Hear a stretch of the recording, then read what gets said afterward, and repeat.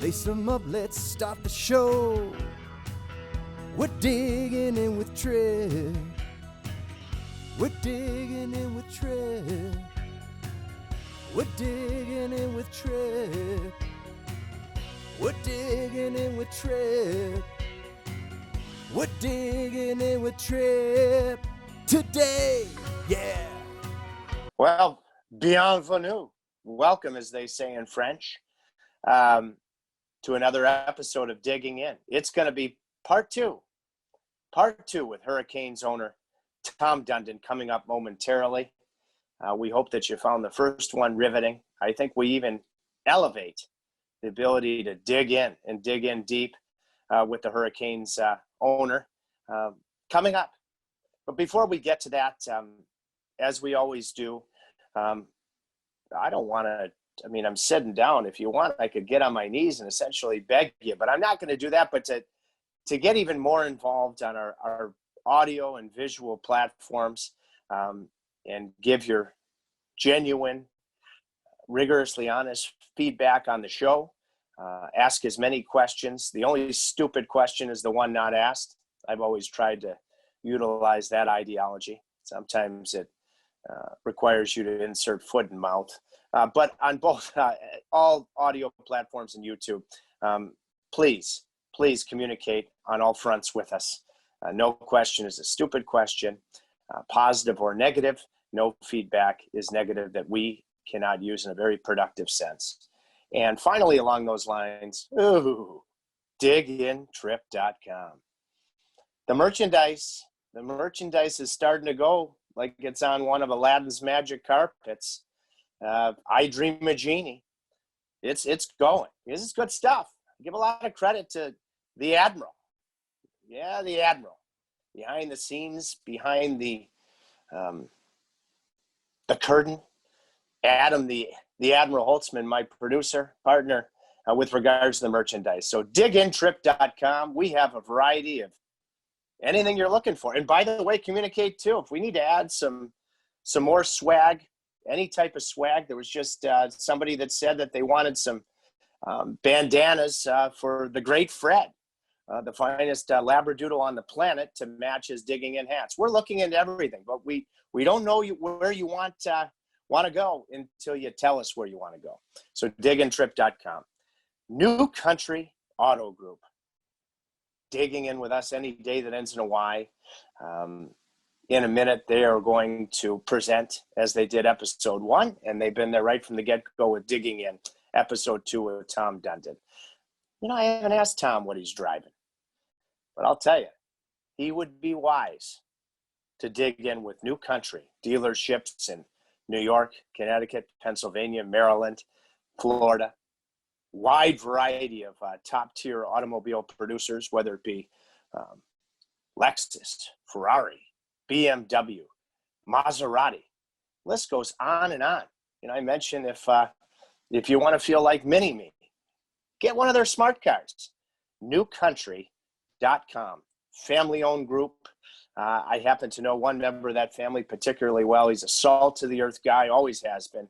Jared the Nooch Cantanucci. So thank you, New Country, for allowing us to now dig in part 2 with Tom Dundon. We left off episode 1 last week. Really talked about Tom being born in Brooklyn, moving to Texas at an early age. He doesn't call it adversity. He just, finds a way to get it done in building a massive fortune that gave him the opportunity to buy a National Hockey League team. Well, if you're going to buy a National Hockey League team, you have to have that first introduction with the longtime Hall of Fame commissioner, Gary Bettman. So let's just dig right in, right now, to the first time that Tom Dundon met Gary Bettman. I flew, it was the summer of, I think it was 17, 18. I looked at some different teams and different sports and didn't get anything done, and circled back to the Hurricanes, and I came to a preseason game. And then between then and January, when I closed on the deal, you go meet the commissioner and you interview, and do all that. So I flew to New York and sat down with him. That was the first time I met him, probably. And then I've heard you talk about this before. So now you're watching, and is it the competitive juices are starting to really go? And, you know, even before you bought the team, I mean, are you watching the television set other than, and I wouldn't blame you if you wanted to throw the remote control, what the heck is Tracy saying? But I mean, are you now all in and saying, I got to get in full tilt on this? Yeah. I mean, I knew pretty early in that season that we were going to get the deal done. And so, you know, the first year, you try to learn a lot, but you know, we didn't do anything. Even once I got control, we didn't do anything for the trade deadline, didn't change coaches. Because what we talked about when we first started, the truth is it wasn't going to do any good, right? You couldn't do enough in the middle of a season to change the outcome at the time, but there were a lot of good pieces, and it was the momentum was there. I don't think the culture was there, and I don't think there was enough good players. And I think the organization as a whole, because they had gone through so many years of being close, it needed a bit of a refresh. It wasn't anybody did anything wrong. It was just kind of where it was. It needed it needed some changes. So kind of came through that year thinking we had to change for change's sake, right? Like you just had to do something different. Not that it was all necessarily better. It just had to be different. And if it could be better, that's great, right? But it had to be different. You know, it's, I mean, this is not revisionist history for, I mean, some would argue that I have bias, but I mean, I have thought that Rod Brindamore should be the coach for many, many, many years. And, you know, Ron Francis would have been infinitely better served to hire Rod. Still not sure why he didn't. But when do you remember a moment that, you know, early, you know, you're feeling it out, culture's not where it needs to be. You have good pieces, but it's not there. Do you remember when you said, boy, my next coach might be Rod Brindamore? Yeah, well, it's not flattering for me, but it wasn't obvious to me. And I blame Rod a little bit. I tell him because, you know, as I talk to you and him and everybody I could talk to about what do you see and what do you think, you know, everyone from the trainers to the equipment guys to the players to executives to coaches, just to learn. And Rod will never say anything bad about anybody. He wouldn't sort of help me see what I needed to see as much as maybe he could have. And it's a really good thing about him, you know, that he isn't that way. But at the time, it might have made it a little easier for me to get where I needed to go had he been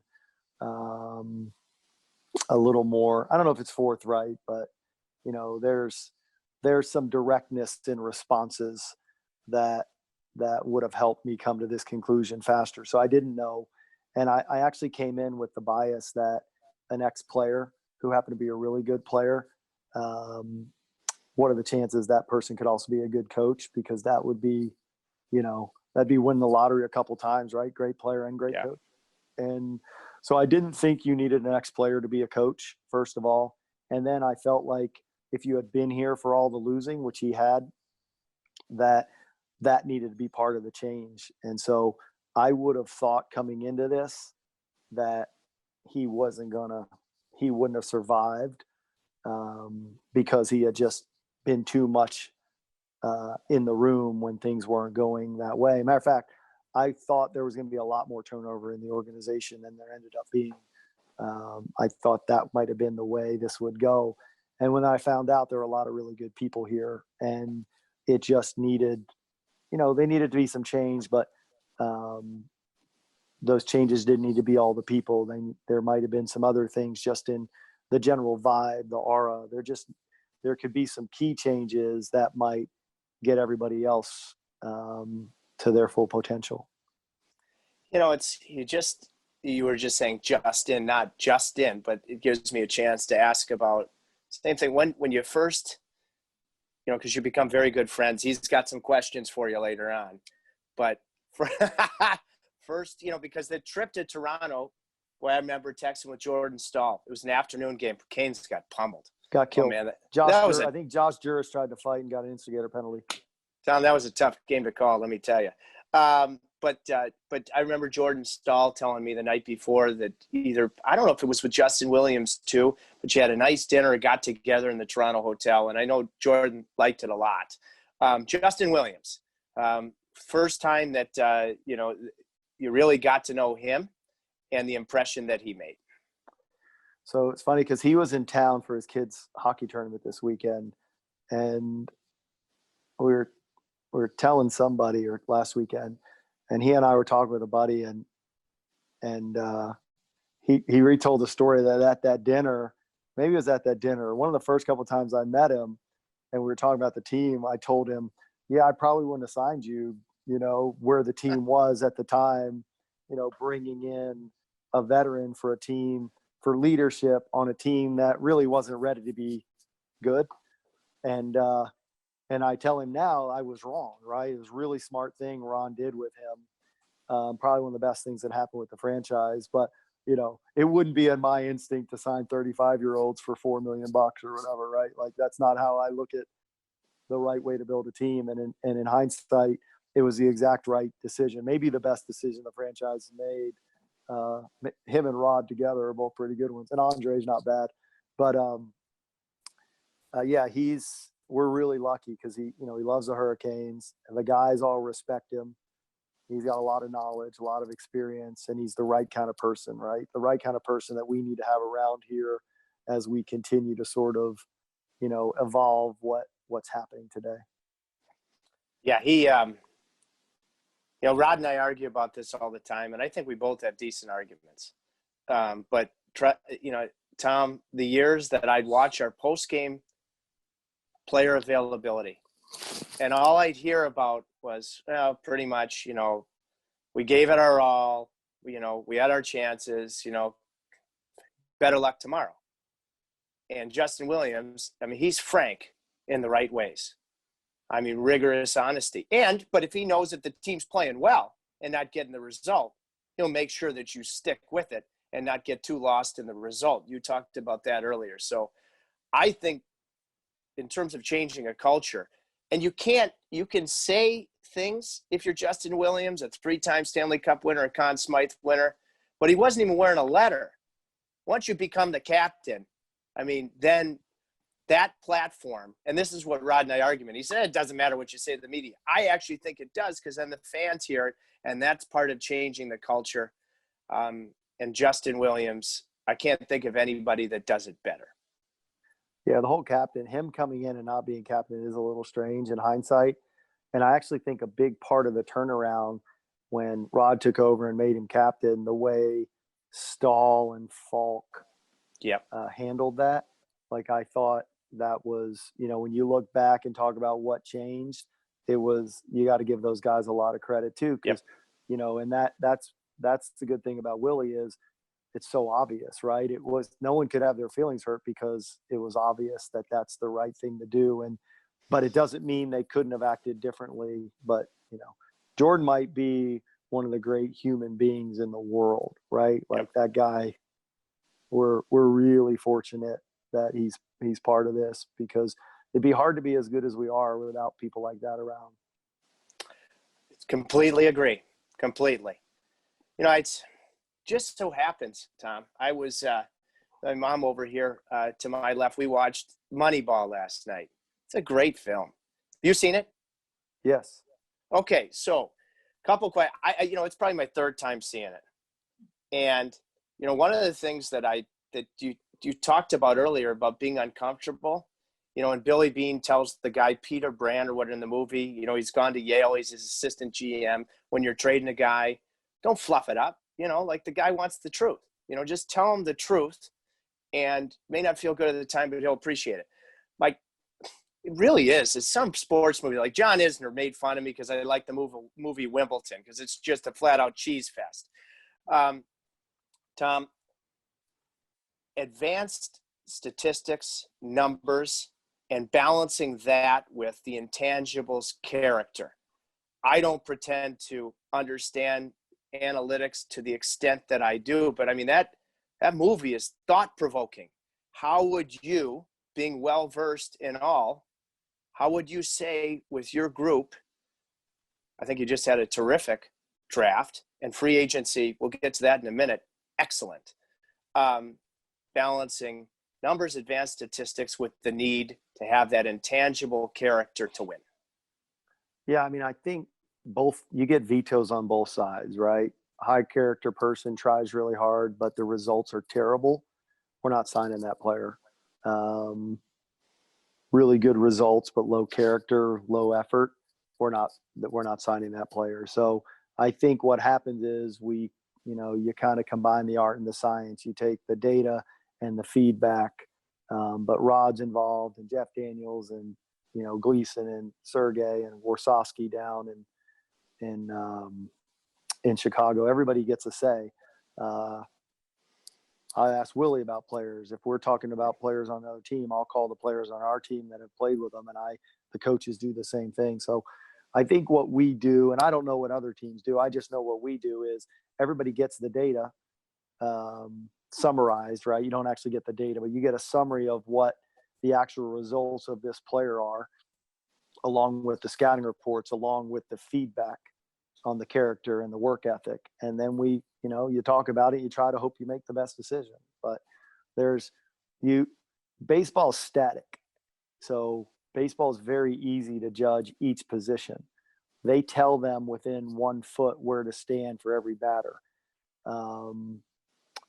Interesting. Hockey is not static, right? And so the data is not nearly as potent or powerful in hockey as it is in a static sport like baseball, where baseball may have 20 people in an organization pouring through this information to try to gain an edge. Hockey's not like that. Hockey's a lot more art than science. So again, one more question on Moneyball. If I understood the premise correctly, with simplicity, of course, because that's how my brain thinks, but it was about, because the A's had just lost Giambi and Damon, it's about on-base percentage, getting guys on base. What would be the hockey equivalent? I know you just said static versus art fluidity. What would be the on-base percentage in advanced statistics in hockey, if that makes sense?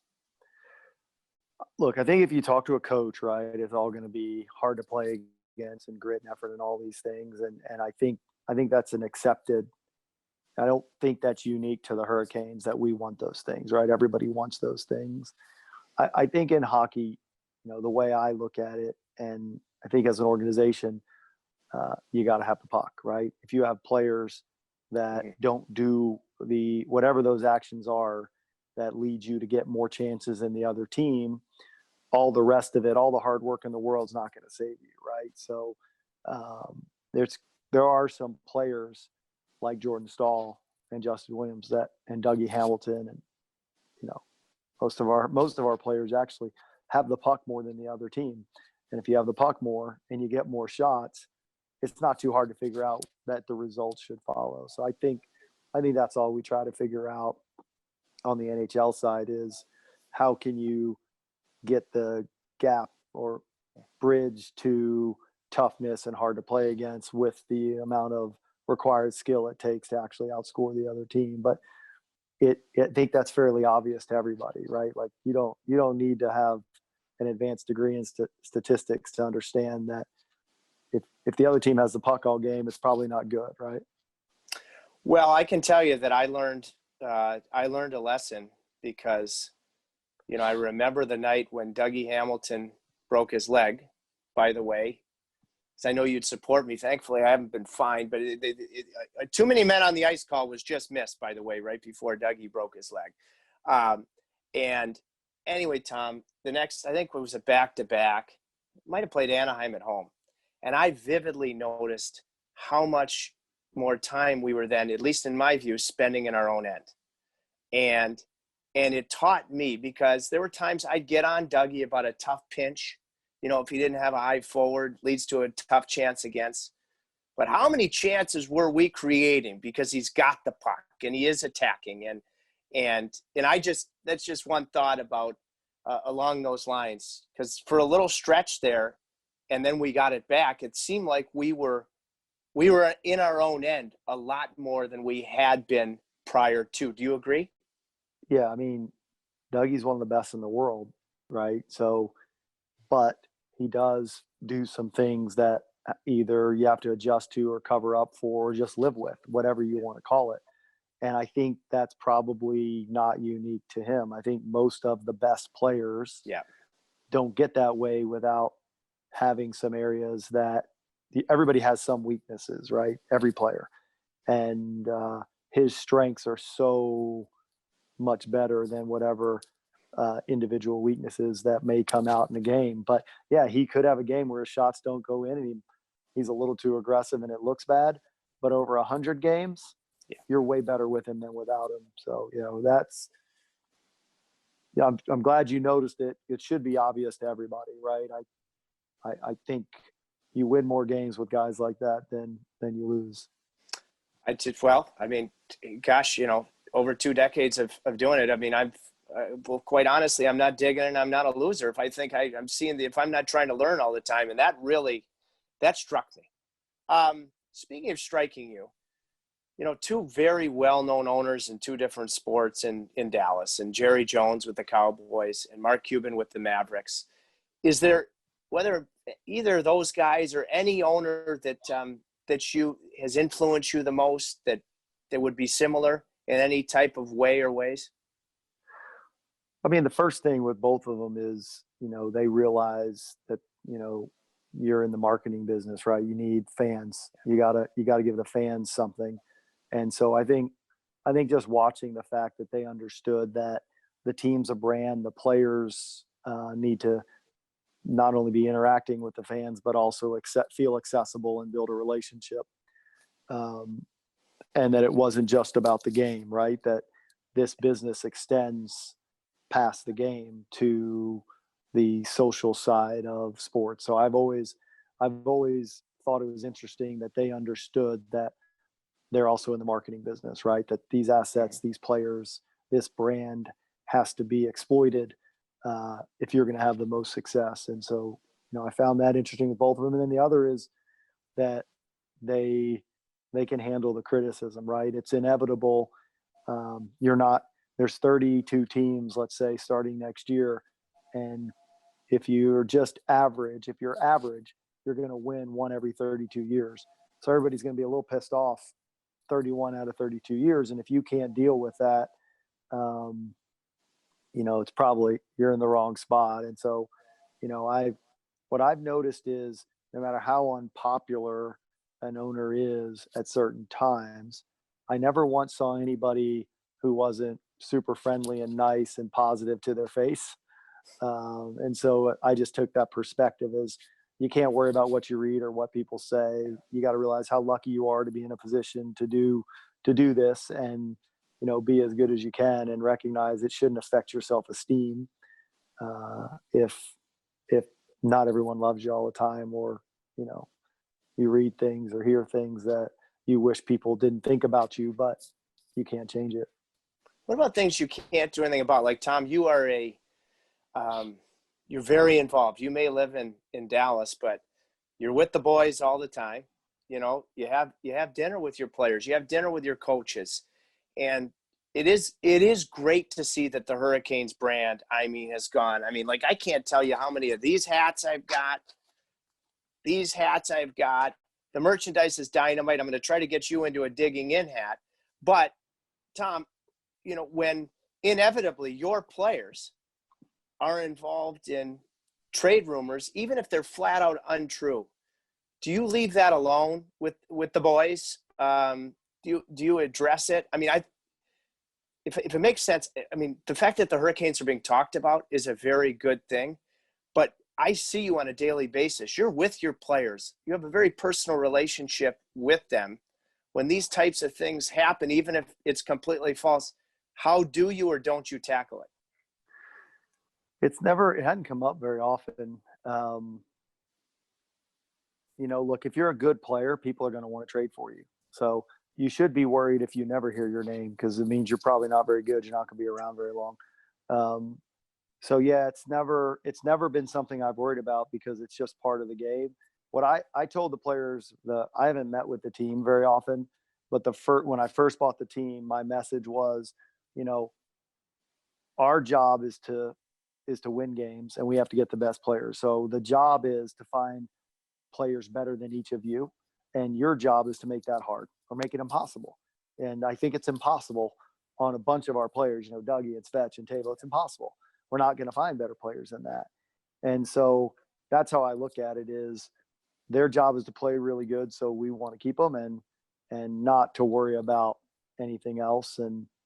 But this is not, unfortunately, with a salary cap and the way this is set up, change is just part of it. Right. And I think most of these guys can deal with it. And I don't think they want to hear their names out there. And I don't like that things get out sometimes, but 95% of what you read isn't true, and so I know what is true, and I know that almost everything isn't true. I think I talked to Pesci, just checking on his shoulder earlier this year, and his name was all over the place. And I'm like, unless you're trading yourself, I don't know what this is, just, I don't know where that came from. But yeah, I mean, it's our job to check on everything. Right. So if that gets out, but you see, there weren't any trades we didn't trade anybody, but there are all kind of rumors about it. Yeah. Do you, again, the players and connection with the fans? I mean, I have been all in on the Surge from the first time I saw it. Quite honestly, it arguably is, I'm not going to say fractured, because we'll get through it, but it certainly has negatively impacted my friendship with Don Cherry. But what do you remember about the first Surge you saw? Did you know it was coming? No, so I was upstairs because I think it was the first home game. I forget what game it was, but I was walking down when the game ended, and then I heard something had happened. They had done something. So yeah, I had no idea. And then over time, I tried to say, hey, if you need us to put something on the Jumbotron or turn down the lights. So I was trying to make sure that if the players were doing this and had ideas, that we gave them as many resources as possible, to the extent they wanted it. But look, it's one of the things I've really appreciated, that, they don't have to do this. And I think it really helped. I mean, it made it more fun.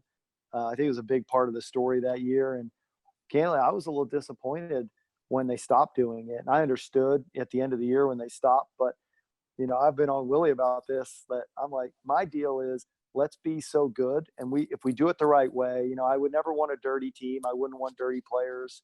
I wouldn't want us to be showing off or whatever.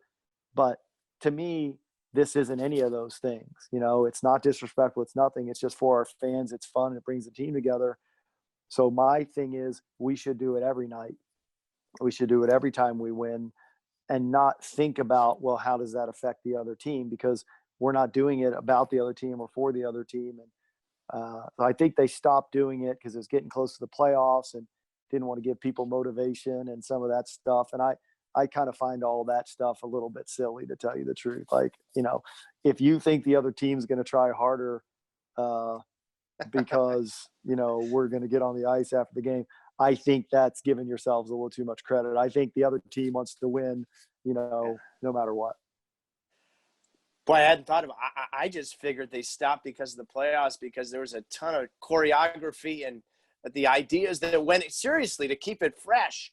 And so, I figured, it's going to tire out the boys, to try to win the game. That's my first thought. The other thing is, because I remember, Tom, I was, I have a good relationship with Elias Lindholm. I was ticked off, and I sent him a text when he did awesome. that after it was great. It was awesome. And I'm mad at myself because I sent him a text. I said, Lindy, what are you doing? It's embarrassing. You embarrass yourself. No, if you do it, it's just like, trying to hit a player that you're not too thrilled with cleanly.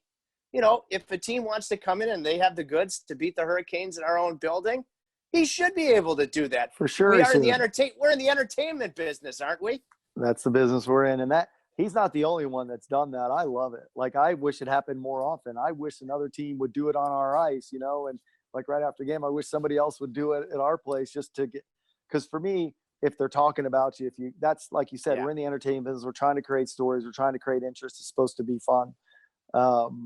So yeah, I loved when he did it. I think a guy in the Rangers did it in the playoffs this year, before a game or something. So yeah, I'd love to see. I think your point though about coming up with fresh ideas, I don't think they need to come up with fresh ideas. I think, anything they do is still, it's the anticipation. I Yeah. think you only need a new idea very, very rarely. I think all you need is to do something, not even need, but to the extent that they do something. And I've told the players I really do appreciate it. They don't have to do it.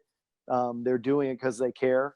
And I think, one, I think they enjoy it. And two, I think they realize how much the fans enjoy it.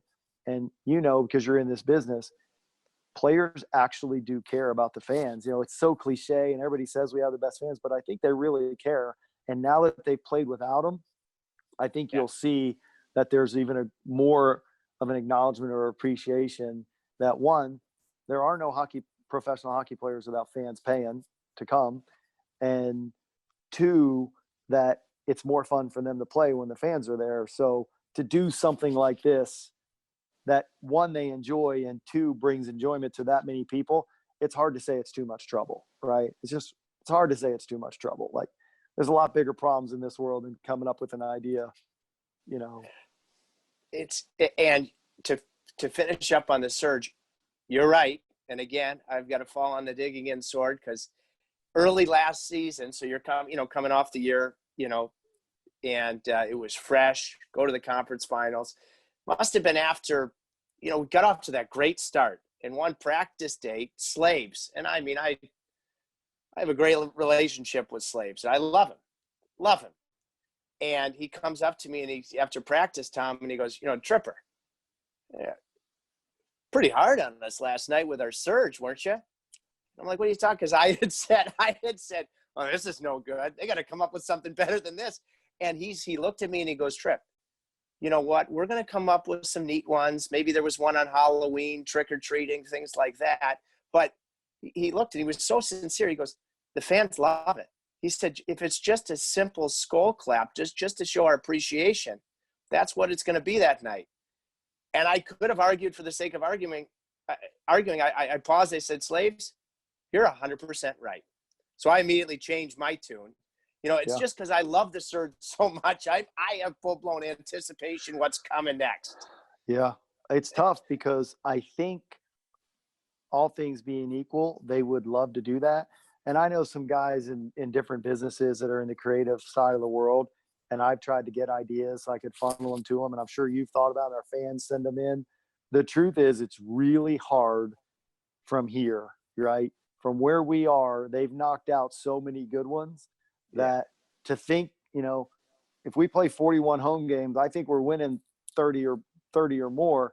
There's not 30 good ideas out there. I'll be lucky if they have 3 or 4 good ideas. Yeah. And I'd be happy to see 26 or more retread ideas that are just, like you said, just something, because it's still fun no matter what they do. And the anticipation of maybe once a month they're going to do something unique. I think that's pretty fun too. So yeah, I'm just happy that they do it. Amen. I mean, I remember walking to the plane. It was a back-to-back after the Evander Holyfield night. Boy, I'll never forget when he waltzed into the TV booth to chant before the game. So then win the game, St. Louis Blues. What a win that was, and we needed it. Okay, so then Marduk looked like he could win an Oscar because he gets knocked out by Evander. So we're going to Florida. So I'm walking to the plane with Mrazek. And I said, how do you one-up that? and he goes, he's a tennis fan. He goes, maybe if we get Roger Federer, who our buddy John Isner could probably get him. But I mean, I agree moving forward. So I've changed my tune. I wanted to continue. I'd love to see it in the playoffs. You're right. A team isn't going to try harder to come into our building and win because they know there's a surge. Yeah. I don't think they'll ever do in the playoffs. Yeah, No. I think my deal with Willie last year was if they I said, man, if you close out a series at home, then do it, right? Like, you got to do it then, because it's over. And so I think he was thinking about that. Like maybe we would have got one if we would have won, if one, I think we did. Did we beat the Islanders at home? Yeah. We beat them at home and they didn't do it, did they? Yeah.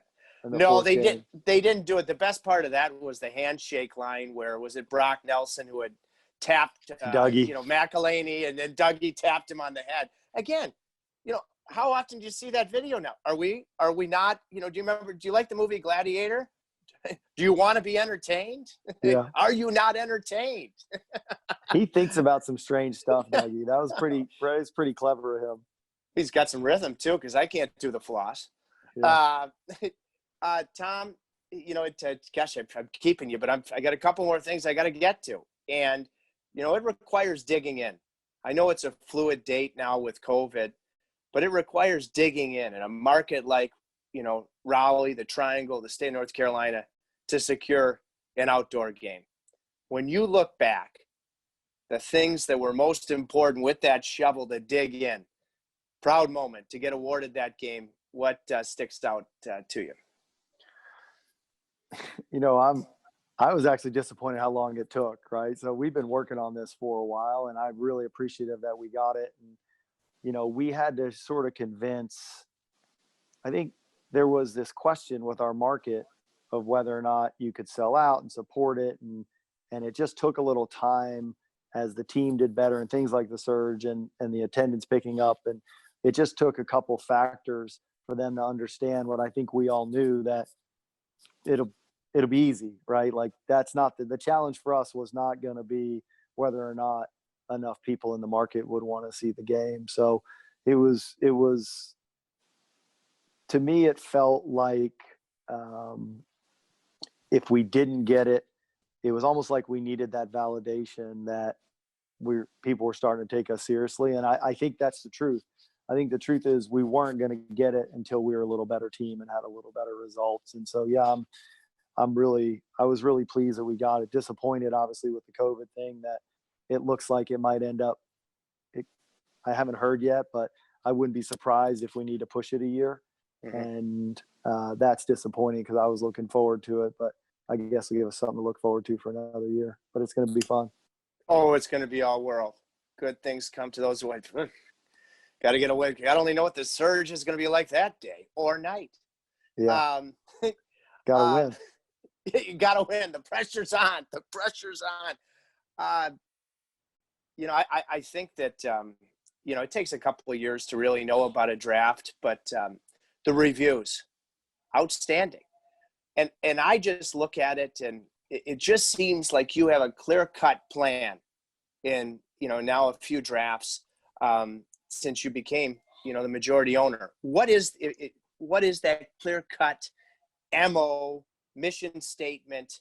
Because the last two drafts, I'll tell you what, you've gotten, we'll see how it plays out, but you've gotten some very good initial reviews. Yeah, I mean, look, we didn't have we got Andre, so that made that draft good no matter what happens. We didn't have our full slate of picks that year. And then we were able to move some things to get a couple extra picks. And I think probably our philosophy is you got to have the picks, right? Because you're not going to be perfect, right? The math is just the math of how often you're going to hit. And so if you have picks and then you take away the biases, I think there's some normal biases about what people like, whether it's Canadians or, certain positions.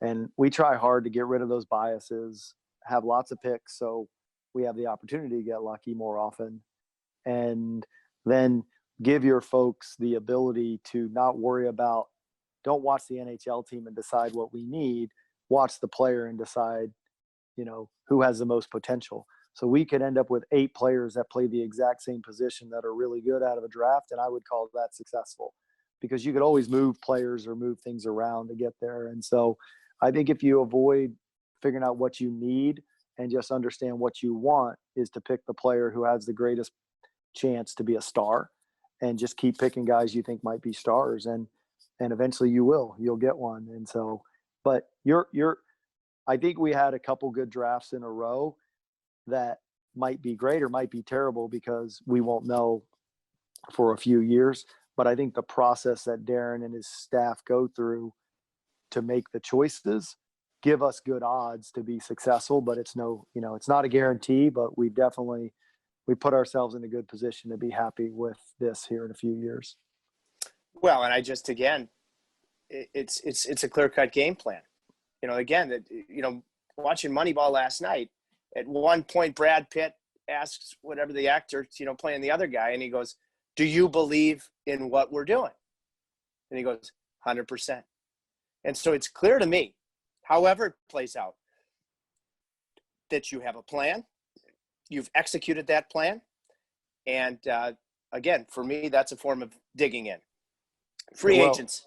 Go ahead. But, we're lucky because Don and Rod and Darren and Eric, all the guys, everyone sort of agrees on what the right plan is, right? So, when you have, and we're pretty lucky because Don's such a good guy, but he's got a lot of experience. And if he didn't buy in, if everybody didn't agree to the same plan, this doesn't work, right? So it's not my plan. It's not Don's plan. It's not Rod's plan. It's now the Hurricanes' plan. And it's come from, a cumulative effect of everybody sort of figuring out, getting together and taking away the fear of failure, right? Like, we're never looking for someone to blame. Not going to fire Don if our draft stinks. I'm not going to fire the scouting director if we have a bad draft, because we all came to the conclusions using the best information and the best process possible. And I think, at least that's the way I look at it, is if everyone can have the comfort to make the best decision and not let the result determine if it was the right decision, but let the process determine it. And I think we're pretty good at that. Yep. One more quick draft question. Speaking of Don, well, he should be doing Midas muffler commercials, because he's got the Midas touch. And in this story, the lottery in the lottery balls in Toronto. Okay, when he moves up, eventually you take Svechnikov at number 2. Where were you when you found out about that Don Midas touch? Is that instant, when it's on television, or is there a delay that you would have known before it actually came out on the TV? Where were you? What a moment. I was actually watching one of my son's lacrosse games. I wasn't even paying attention. My phone just started getting a bunch of texts because the odds were so low. I didn't even think it was reasonable to think that we would move up. I wasn't even, I found out because I got a text. Multiple texts. Tom, you were watching your son's lacrosse game as you're moving up to now one of your players that has scored the first 2 lacrosse goals in National Hockey League history. Yeah, there's a theme. There's definitely a theme. Free agency. This is my own take, and I want you to flat out disagree with me if you do. I think free agency on the whole, there are exceptions, but is fool's gold. I was on the phone with Scotty Bowman last week. He said, Tripp, you typically pay 25% more than you should. When I look at the last many Stanley Cup champions, and let's just take the cups, 2 each for Pittsburgh, LA, and 3 for Chicago, free agency hasn't been a central component. It would be a big thing for Chicago just in signing Marian Hossa to those 3 cups. But I think of it as fool's gold. I love what you did with getting Jesper Fast. I'll get to that in a minute. But first of all, do you agree, sort of agree, flat out disagree with that philosophy on my part? Yeah, I mean, I don't think we'll ever be a first-day team on free agency, because that tends to be where you get the highest risk reward, and it's not a risk that I think we should take. And we're not in a position to need to take those risks, right? It's hard to make our team much better. So you're sort of on the edges trying to get a little bit better, but you don't get superstars on fair contracts that way very often. I wouldn't say never, but you got to wonder why a team would let their superstar, like we've talked about. I'm never letting Andre go. I'm not letting Aho go. If a star gets there and you have to overpay, you have to wonder, are you really getting better? So yeah, I tend to agree with you that that's not the way to build your team, but you can definitely, do some things on the edges, and you got to pay attention, and you got to make sure you, like what we did with Foss, that when there's someone you think is undervalued that does it the way you want to do it, and you have enough information to be confident in the fit, you'll do it. But yeah, we won't be doing the 7-year huge contracts in free agency. I don't believe we'll ever do that. Well, it handcuffs your chance to win, even if you had the cap space to do it, in my opinion. Jesper Fast. I can't tell you how many messages I've gotten from people that I trust, people I believe in the hockey world. I know that Brady Shea was a part of it, obviously. Big part of it.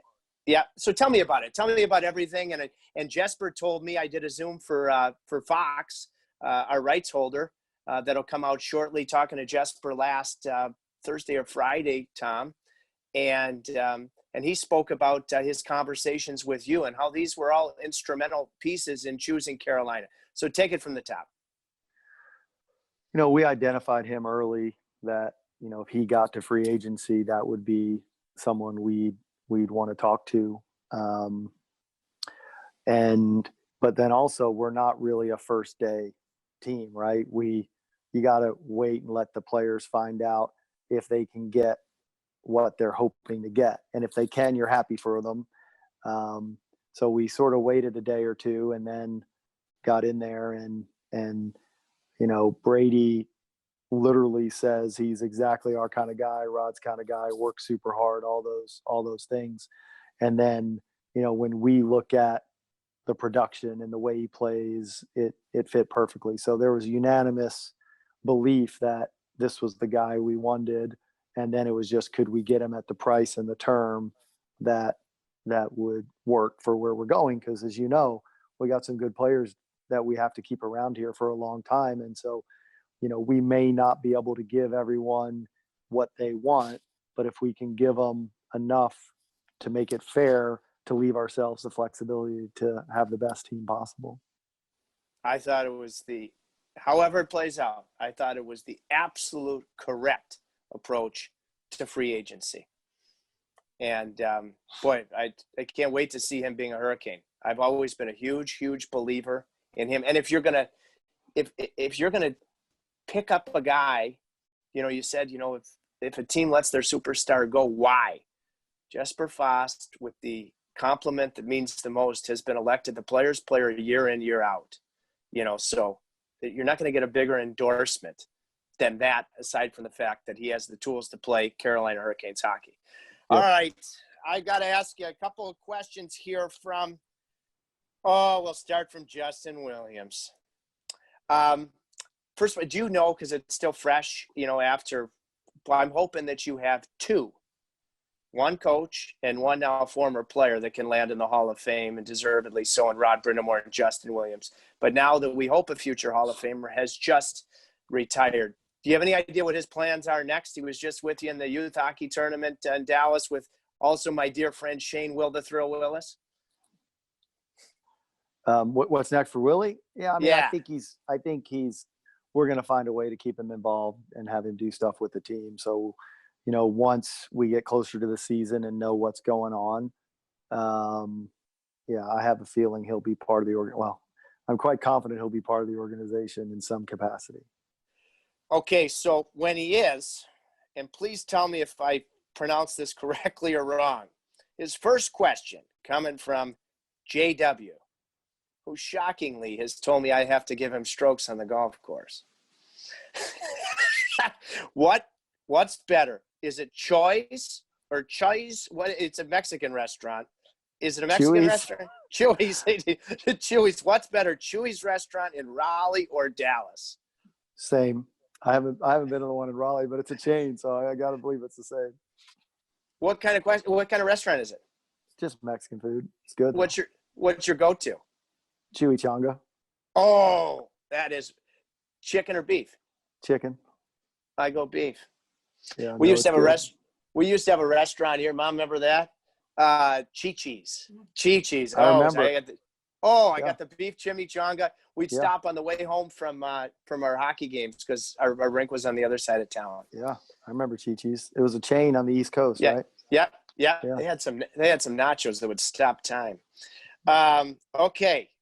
Oh, this is again from Jay Williams, Tom. Did you get your tennis racket restrung after I obliterated it with a serve? I did. He did. He beat me. Hey, we played with a couple kids at Carolina the other day, and I had the number one kid in the country, and he had a really good player, but not the number one, because if I was one, his guy was at very best two, and his team won. So that was embarrassing. And did he actually have a good serve? He does. He's a good player.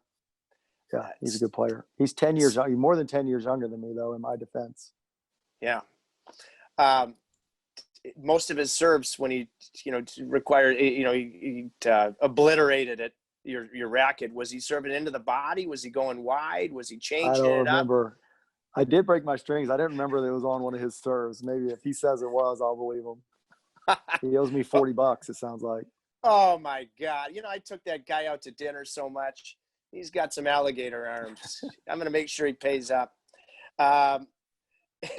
Lastly, from Willie, Tom, this is a good one. Is it possible to turn John Isner into a scratch handicap? I think it is. I think it's very possible. He's talented, very talented. We got to spend a little time with him, though. That 6'10" frame, colossal caniac. Literally, what's his handicap working at now? We are on opposite teams. Me and some buddies. Me and a buddy play him and another one of my buddies all the time, and I try to keep him. I try to only give him 2, so I'd make him like an 8, and he complains and wants to be a 10. So he's somewhere between 6 and 10, depending on whose team he's on. It's fluid. What are his weaknesses? I mean, does he get the yips when he's chipping? Yeah, he gets the shanks. He'll shank it sometimes. I could have figured that out. Yeah. Maybe a little staccato with the putter sometimes. He putts okay. He's pretty good. He player. does. Yeah, he's a good player. I love him. He's become he's a dear friend of yours. And speaking of what an ambassador for U.S. men's tennis, best serve in tennis history. He's going to be your partner in an upcoming tennis club championship. And, he wants me to ask you, how's your game? Are you ready to rock and roll? He thinks you might be worried about letting him down. Tell me about this event coming up. Dundon Isner, doubles tennis. Yeah, I mean, it's just for fun. I would never play in it if I wasn't playing with him, just for fun. But there's a bunch of guys, or a few guys playing in it that are, not his level, but definitely way better than me. Guys that were top college players. So it sounds a lot less competitive than it'll actually be. I don't even think we're favored, given my ability, but I think it'd be fun. It'd be something to do for a weekend. Can you do me one favor? Well, 2 favors. If you're digging in at the net, you've got your back to him and he's getting ready to serve. Okay. If he misses his location and hits you in the ass or in the head, can you grab that ball and turn around and whack him? Yeah, it wouldn't be pleasant, would it? No, it wouldn't. Yeah, no. I don't think that's one thing he has total control of, I think. I don't think he misses by much when he's serving. I don't need an absolute, well, you can give me a yes if you want, but when you guys are playing in this big doubles tournament, you're my boss. I'm sending you these hats either way. Is there a chance? Dumb and Dumber. Are you Dumb and Dumber Jim Carrey? Are you saying there's a chance? Is there a chance you and when you're digging in on the tennis court en route to a championship, I can feel it, that you guys perhaps will be wearing dig-in chapeaus? He brought that up to me. He said, "You're trying to get him to wear the hat." I only wear Hurricanes hats, so I'm sorry, I can't do it. I have one hat. I only wear one hat. I can't. You know what? I can't argue that, Tom. And guess what? I wear it, and I wear it. I appreciate it. Yeah. Lastly, Iz will wear it though. Lastly, this has been fun. And Isner, you know what? I said, should I go here with Tom? Because I tell you, like when you first bought the team, instead of having to wear a suit on the plane, I got to really lounge and, some, a sweatsuit. And I loved it. The other broadcasters gave me heat, because they just, I got to wear a suit. I'm like, come on, this is great. And so, I mean, I'm really spreading my wings. You have 5 beautiful kids. And Isner he said, Tripp, you got to ask him this question. You have 2 daughters. So now, whenever, because they're both very young, years from now, when some guy, 2 guys, for each asks for permission to ask them to marry him, and you're walking your daughters down the aisle, will you be in a Hurricanes sweatsuit with that Hurricanes hat, or will you be wearing a suit or even a tux? Whatever my wife and daughters tell me to wear, that I'll be wearing. So there are. I only make the rules in certain places, and that would not be a place that I would be in charge for sure. Oh, Tom, you're my owner. Do you have? I can't tell you how much I've enjoyed this. You got anything for me? No, I appreciate your time. I enjoyed it. You know what? It has been a lot of fun. And do you have any? Before I bid you adieu, I'm guessing it's just a moving target. Do you have any idea when I'm reporting down for training camp, when we're playing, or just no clue? I have no idea. I heard the commissioner say January 1st, so I'm going to believe that, right? So hoping we get guys back in town, and we've got the new practice facility and the weather's nice. And I think more folks are starting to show up. I hear it gets pretty cold in Finland right now. And it gets dark early. So I'm just hoping everybody starts coming back and we can get back to some sense of normal soon. Have to do it. Bonus question, because this comes from a guy that you're going to have to negotiate with at some point, Todd Diamond, one of Svechnikov's agents. He told me, he said, and you guys have become, I think, quite good friends. And he said, can you ask Tom, the Hurricanes now have a state-of-the-art practice facility. This was a big-time item on his to-do list right from the get-go. I haven't been able to see it yet. Was that, just as you were signing your name to buy the majority interest in the team, was that something that was already entrenched into your action plan? I had heard that it wasn't a good facility, but I had never been there. I had never been to the practice facility when I agreed to buy the team. And so I can't say that it wasn't something I really even thought of. But once I saw it, and, like I say, when you talk to the players just about some of the amenities we had and the way we did certain things, it wasn't bad. It just wasn't the best. It wasn't. And, as you get players from other teams and you ask them, what can we do better? What can we do different? What I universally heard was, staff's great. Everybody's really nice. There were some things in the locker room that needed to change on the margin, some things with the meals. But then it was always came back to the practice facility. It's fine, but it's probably not up to NHL standards. And so, it was an easy one to fix for sure. So, you kind of knocked that out. Now, when you ask the players, what could we change around here? It's hard to get anything. Yeah. It's hard to get much to do. We're the only thing we need to change now is how often we win. And I think we're doing that. Well said. I never thought I'd wrap up a digging an episode with this, but I remember even before our practice rink of the last several years, the one before that, actually where I had my only 2 practices with the Hurricanes when I got called up. There they said shower with the Canes. Because you were actually, people, it was like a community shower. That's awesome. Like in everybody, it was shower. So we've gone from shower with the Canes to a state-of-the-art practice facility. Thank you, Tom. That's digging in. Awesome. All right. Thanks, Tripp. All right, Admiral. I make no bones about the fact my producer, Adam, the Admiral Holtzman, that I like the question portion.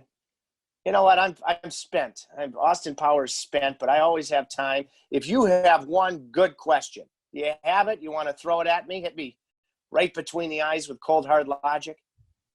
So one special one for in honor of Tom. We all know you're the biggest Caniac there is, but so outside of Carolina, if you were to buy a professional franchise, what team would that be? Well, hang on, Admiral. You're saying Tom's the biggest Caniac, No, or I'm the you biggest are. Caniac? You're the biggest Caniac. We all know that.